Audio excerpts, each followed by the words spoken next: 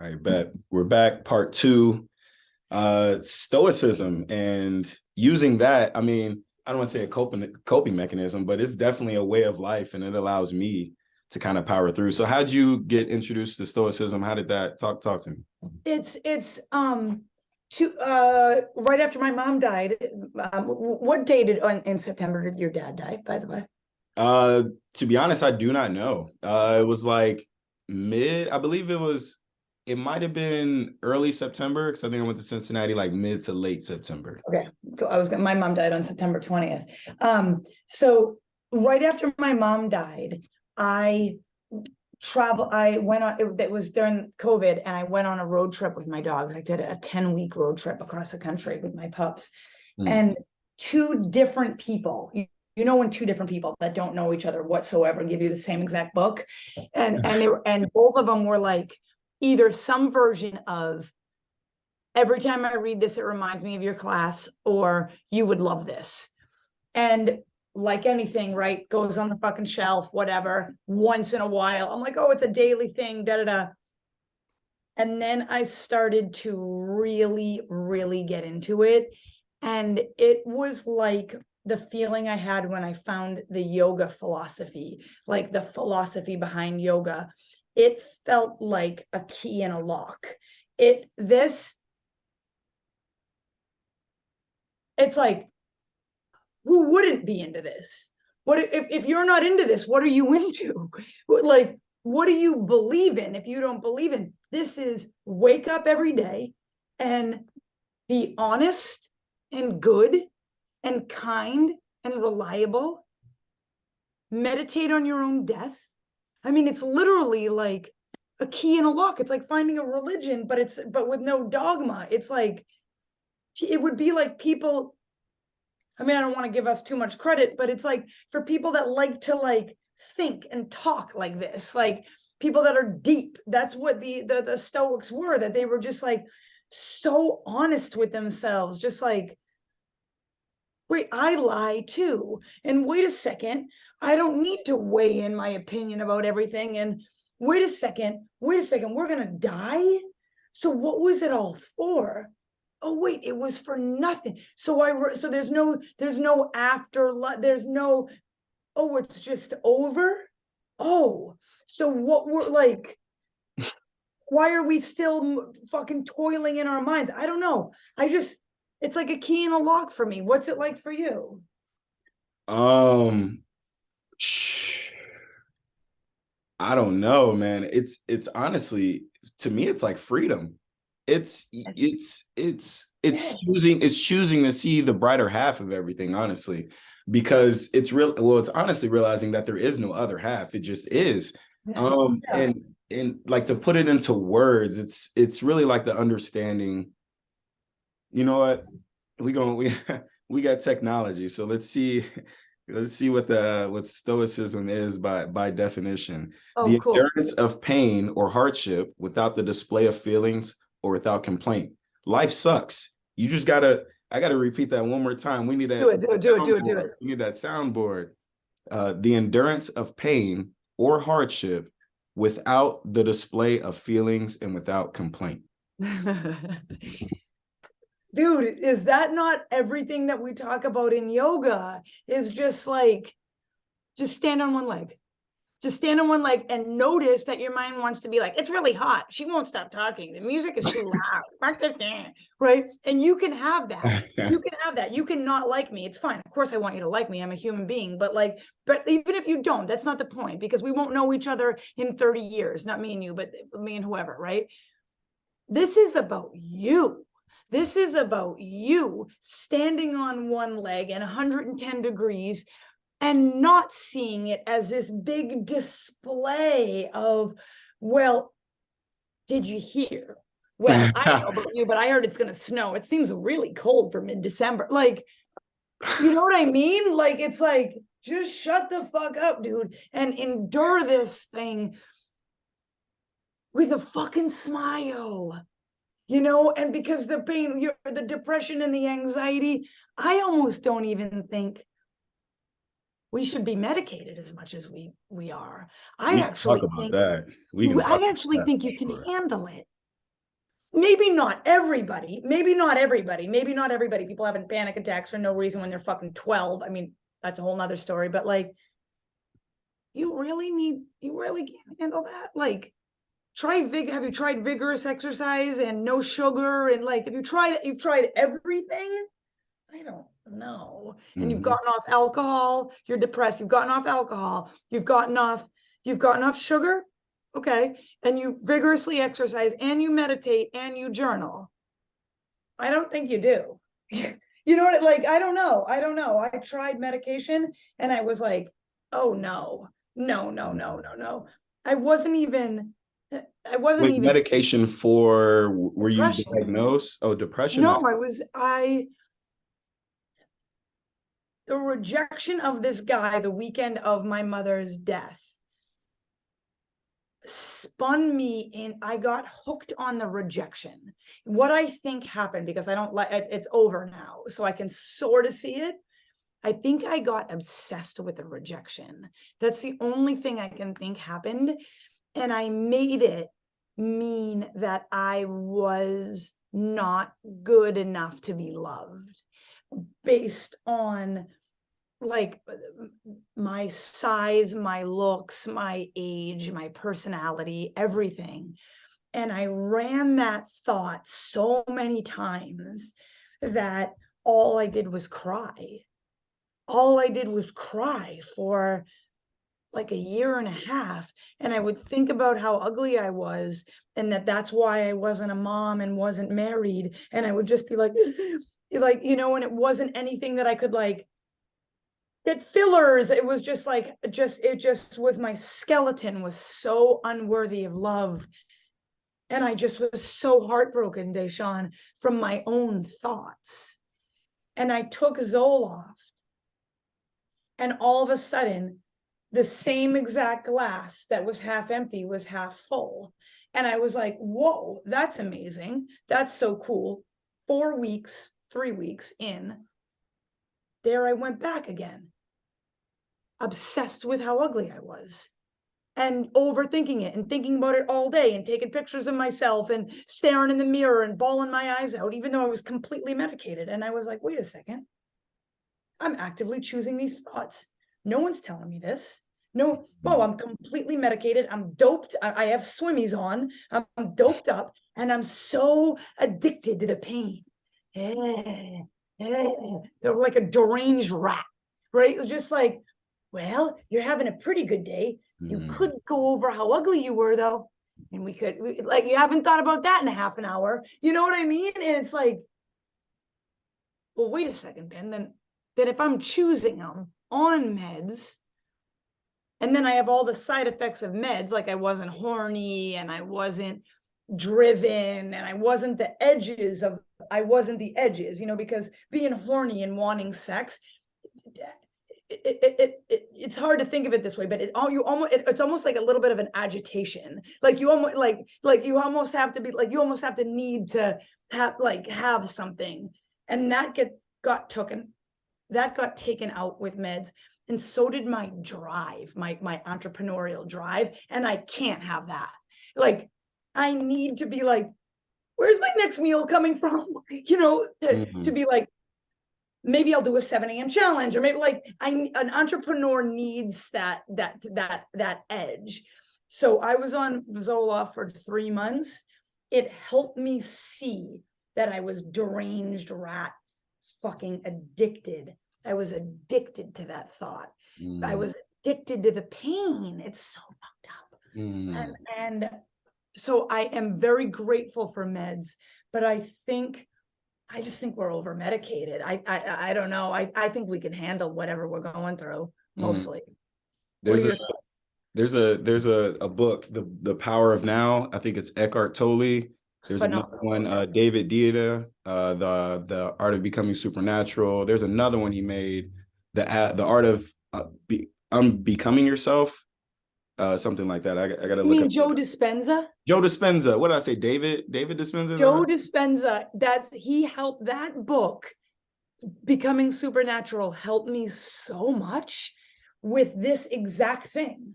I was going to tell you it, but Joe Dispenza, has some stuff where people don't really like him because because they believe that he says that positive thoughts cure cancer, which of course they don't. That's But not what he's saying, I though. know, I That's know. I'm like, that's so fucked up to say it, to think it like that. Like what I did, this, I'm so glad you know him. And of course, Eckhart Tolle is the fucking man, and so is Ryan Holiday. I mean, Ryan Holiday is so fucking awesome. Joe Dispenza's meditations in that book. Deshaun, this is exact. I'm so glad you know him. Me being obsessed with thinking I'm not good enough to be loved ran a neurological pathway over and over and over until I couldn't even stand from crying. I ran that so much. Okay.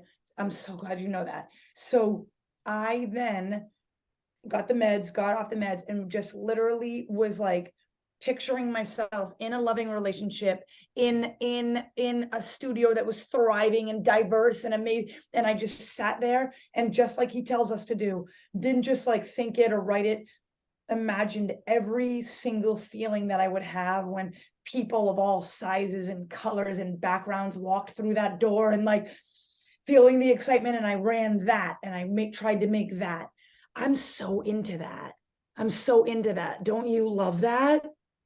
And that's the thing, if you don't, because our bodies are designed, our minds are designed to prevent us from hurt, from pain. Like it's trying to, so if we're addicted to a certain feeling, and this certain feeling makes us feel a certain way, and we're used to it, we're comfortable with it, we don't want to break away from that norm.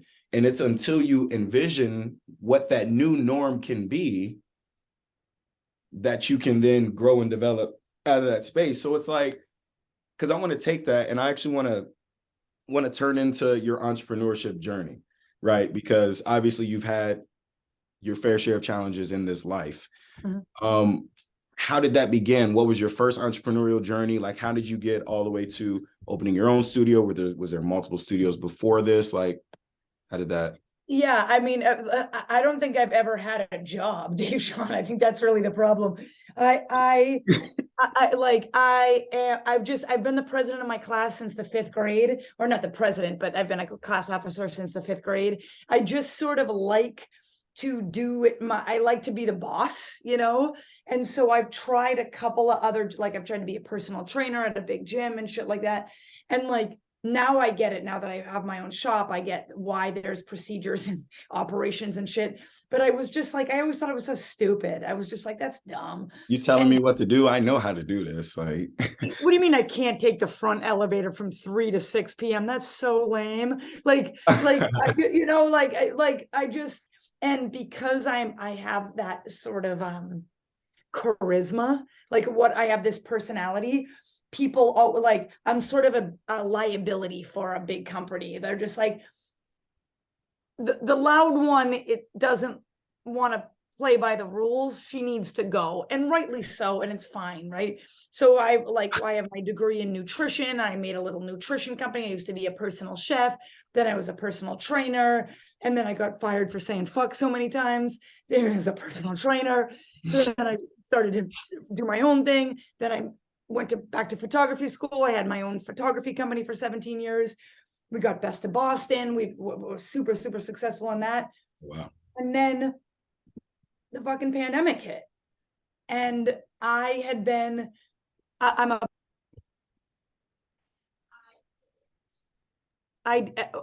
on a second. I just changed to my iPod. Okay. I ago because I couldn't afford real estate in Boston. Then I got to Providence 7 years ago, and all the yoga sucked. You sucked, in my opinion. It wasn't hot. It wasn't sun salutations. It wasn't good. And so I started to take yoga. Then I got a job immediately. And this whole time I have been driving up and back from Boston 3 times a week for 6.5 years. And then finally, my mom died. Me and that guy broke up.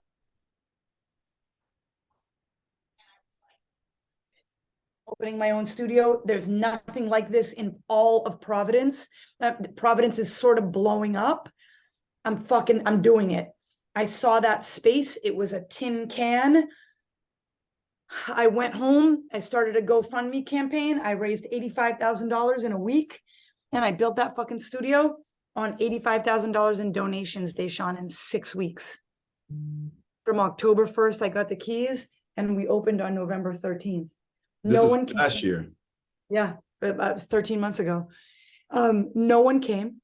Everyone fucking hated it. People would walk in the door, music blaring, me bawling my eyes out. Oh, my mom. People would be like, thank you. Like, kind of just looking to stretch, like it was so no tumbleweed, no one in my classes, no one in the studio. And slowly one person started to work for me, then two, then three, and then little by little by little by little, we've built it, and we're still building it.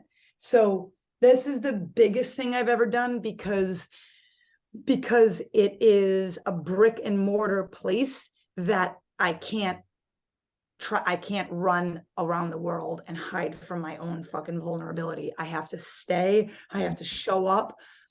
And it's the biggest thing I've ever done. And it's so scary, and it's so hard, and people complain. And I opened in the middle of COVID, and like, but I'm doing it, dude. I'm doing it. I'm dropping so many balls. There's more balls on the ground than I have in the air, but the fucking door is open. The heat is on, and we're teaching yoga. And and I miss opportunities of challenges and merchandise and Google AdWords. And I'm just like, and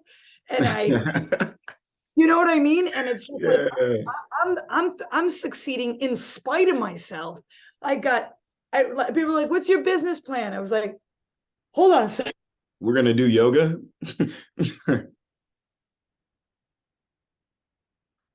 Budget, shut the fuck up. I don't even know what that is. Like, I just am teaching yoga, and it's growing. So Yeah. that's what an entrepreneur is that comfort with that much risk. Like I have so much risk. No dude, no fucking man in his right mind would be like, that sounds like a great idea. No business plan, no mark. What are you talking about? Because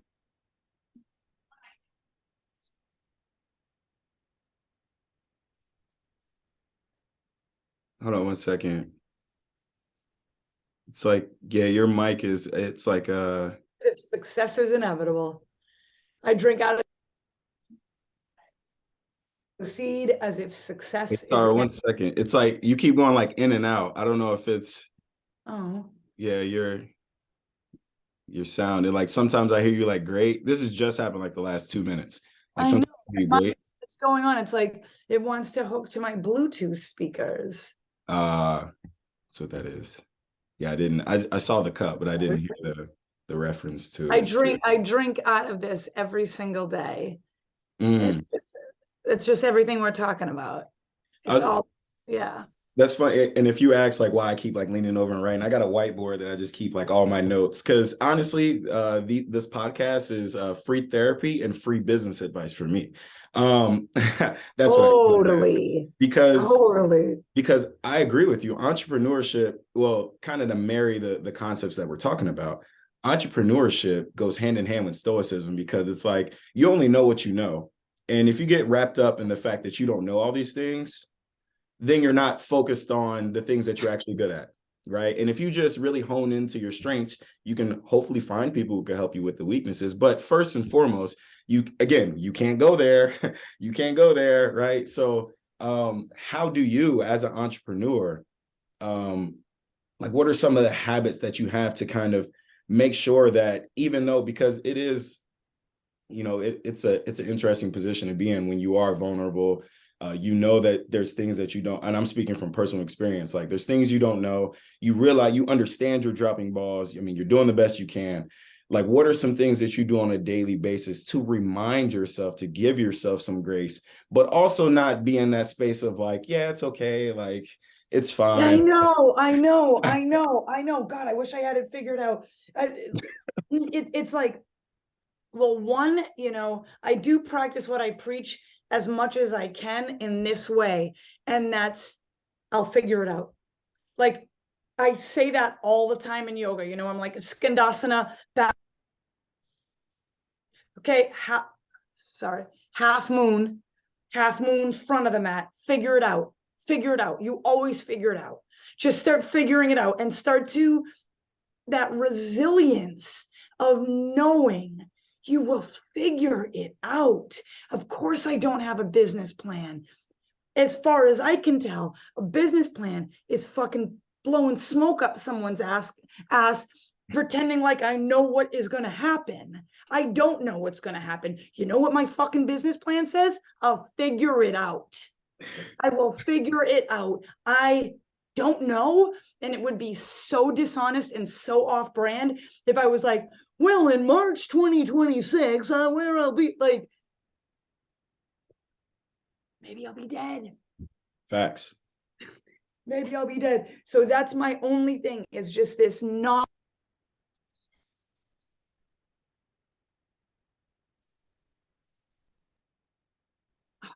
So annoying. I don't know why that's doing that. This piece of like, don't go there, don't go there. I totally go there. I totally go there. I was just, yeah, I like, I get nervous, I get sad, and my friends are just like, look what you've done, look what you've done. And that's, thank God for my friends that are just like, get me through those valleys.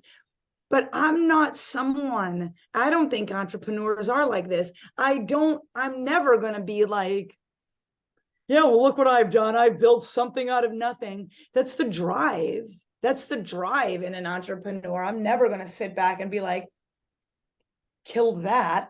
Like, it's just not in my personality. You know, it's like, probably same with you. It's like, I just am not like that. I don't mean to be negative about it, but I am very driven. And Love Offensive is fucking awesome because of this people that are in it. And I take no credit for that. I take no credit for that. That's just lucky. And because I do something that people love, which is yoga. Man, we'll end it here. If you had to have a conversation with your 13-year-old self, you're just in a room with her, playing with dolls or whatever you're doing, dancing. I don't know what the hits were back, you know. Back in the, I guess that would be yeah, 1990 or something. What would I do? What advice would I have for her? Yeah, like what would you tell your younger self? That you'll figure it out. That it will all work out. It will all work out. Be honest. Make sure you be honest. And be wicked nice to your friends. Be so kind and generous to your friends that you never, ever, ever make some fucking passive aggressive shitty dig where you're sort of jealous of them or anything. You lift up your friends at every single opportunity and just be an amazing friend. And my friends built my studio for me. My friends paid for my photography school. I mean, that's what I would say. You'll figure it out and make sure you're honest and really good to your friends. Well, again, I thank you for taking the time out of your day, dropping some gems on me, being vulnerable. That's definitely not overlooked. I definitely appreciate that. This was definitely therapy for me as well. So I'll be yeah, send me an invoice. I got you. That's why. Totally. Deshaun, thank you so much. It was an honor that you even see that something in me. I'm really honored. And I can't wait to see you in class.